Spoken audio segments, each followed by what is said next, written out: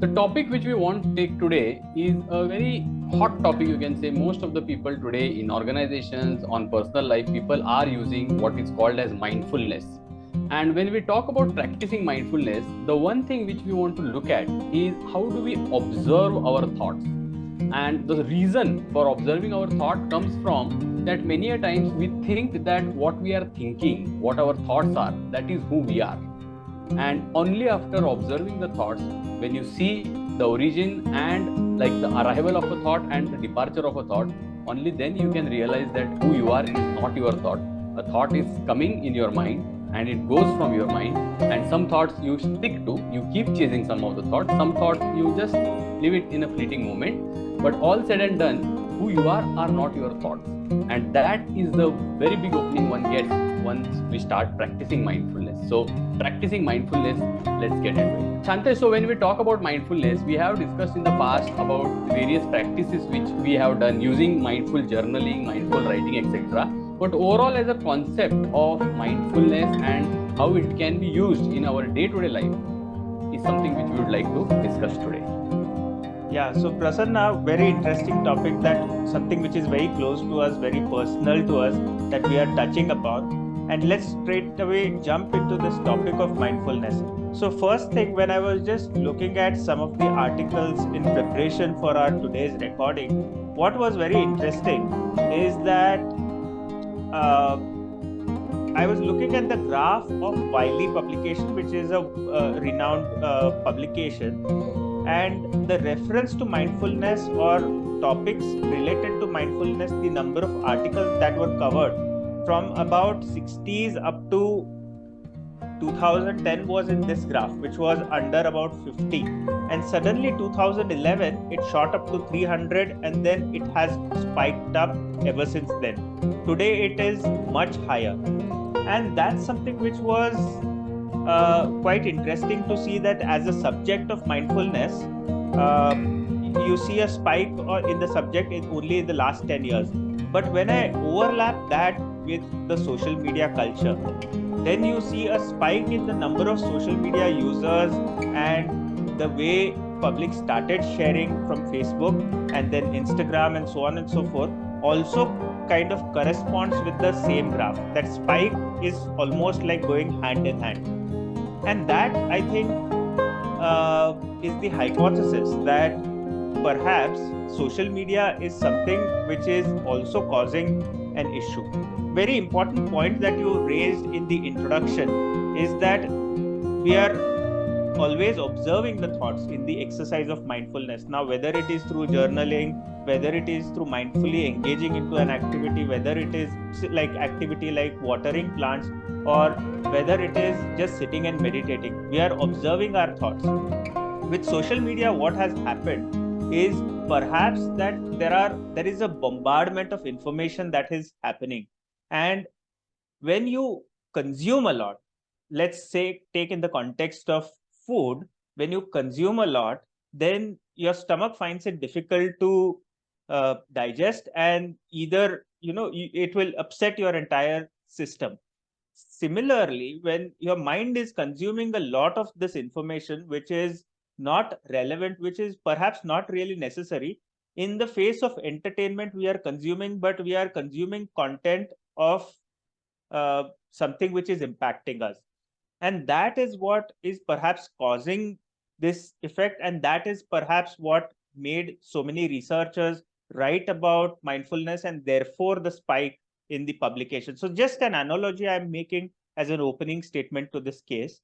From there, let's see where it goes. Yeah, apart from that, Shantesh, what the other trigger for this is the advent in, or you can say the developments which have happened, especially in medical science, especially in the area of neuroplasticity and the impact of mindfulness on neuroplasticity on our neurons.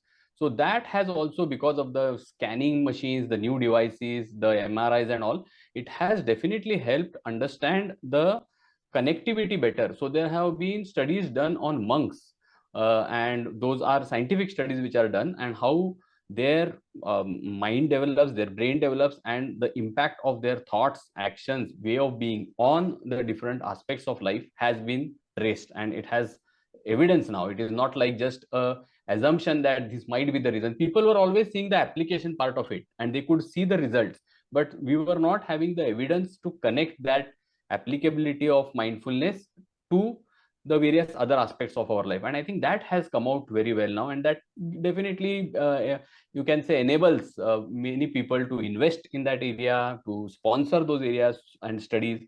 And also organizations like, for example, Salesforce, if you see, they have made it a point that in every office, in each and every office of Salesforce, you will find a special room for mindfulness for the employees. So that's a big symbolic, you can say, indication that the topic has gotten in the overall globe today.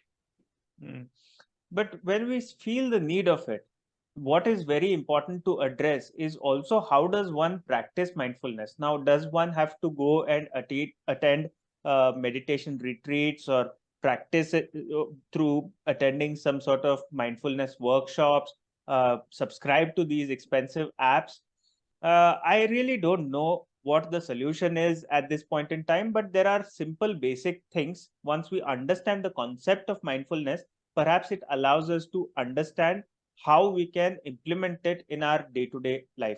So one or two things which really allow you to anchor is to bringing yourself to the present thought. In meditation, most schools teach about anchoring your thought with your breath, because breath is something which is consistent. If you are alive, you are breathing, whether you are sleeping, whether you are aware of it, whether you are engaged into something else, regardless, you are breathing. So just bringing your attention to breathing alone starts impacting the way you are dealing with your thoughts. And while this subject, or while meditation might appear esoteric to many of them, uh, just to anchor breathing, how we kind of have experienced it. We all would have experienced this.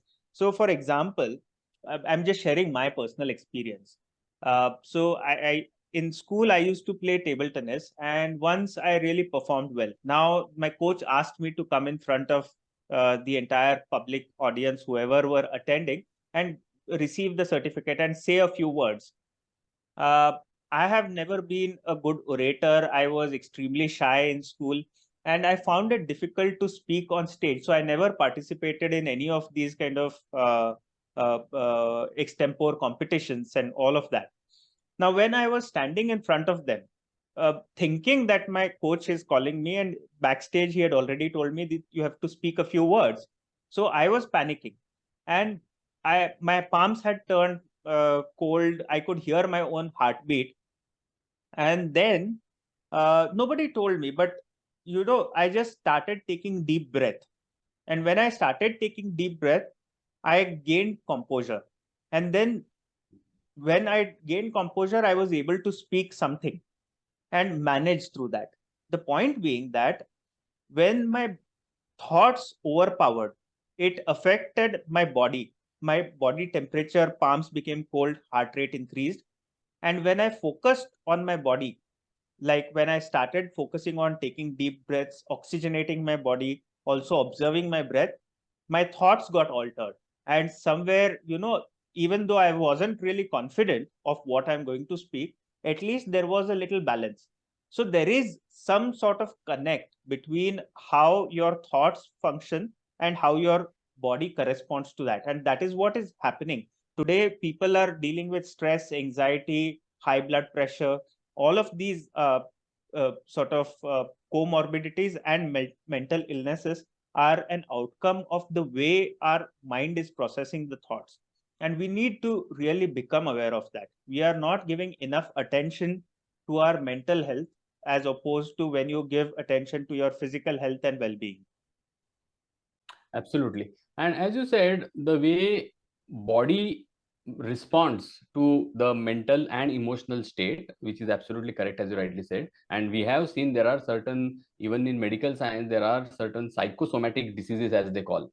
So several headaches, migraines, sinuses have origin in emotional and mental kind of disturbances or post-traumatic disorders, kind of, where people find this kind of pain in their heart or neck or stomach or back, and suddenly when the catharsis happen, when they let go of those disturbing feelings or they recreate those feelings, they find that it has disappeared. They don't know why exactly it has disappeared, but then it has disappeared. But that is the psychosomatic reasoning behind it.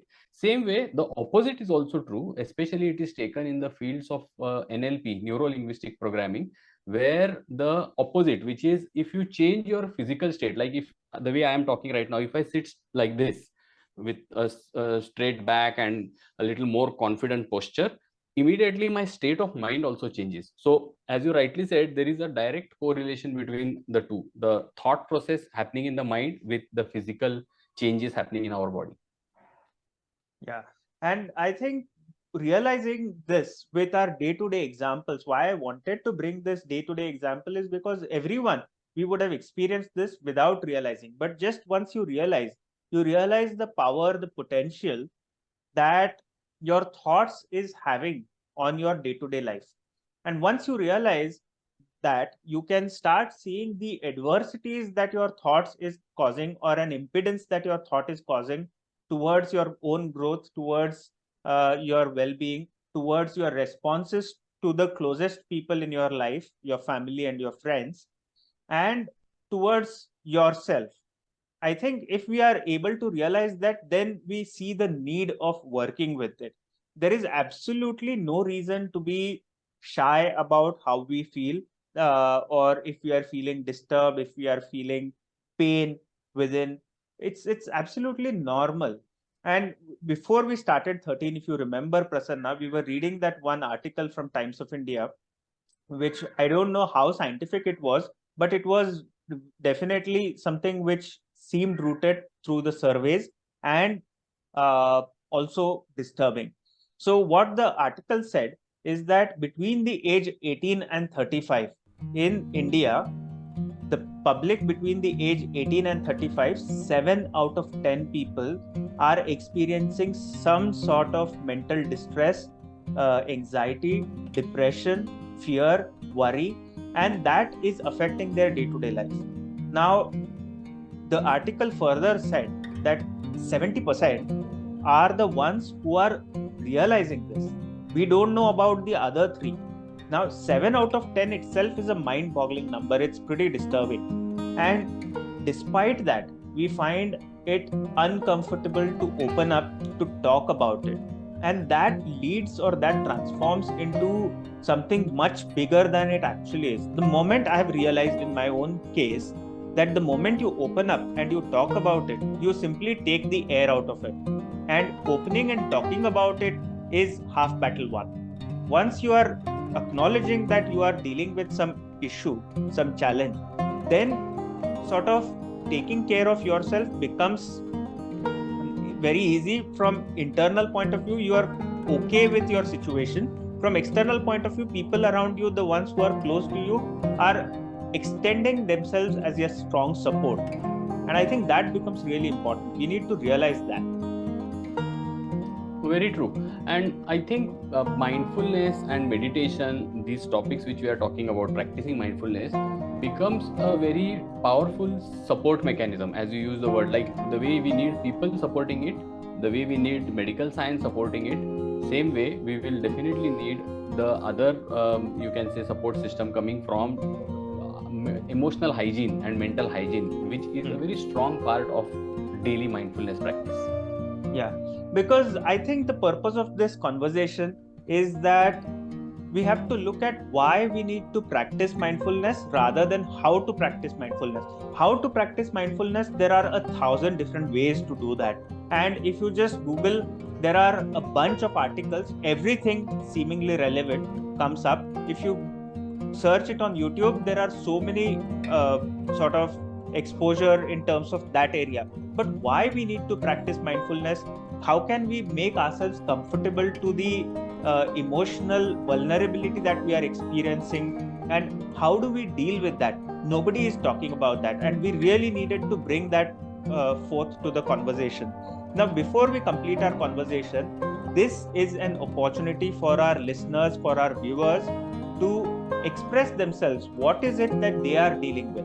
And without any sort of shame or guilt, because it's absolutely normal that we go through something. What are you dealing with? What did you do to overcome that? If you could put that in the comments below, the other readers will be able to at least get something out of it, open up, and please share, subscribe, and extend your support in terms of reaching this video to your near and dear ones. At that note, I think we can complete our conversation for today. Thank you so much for listening.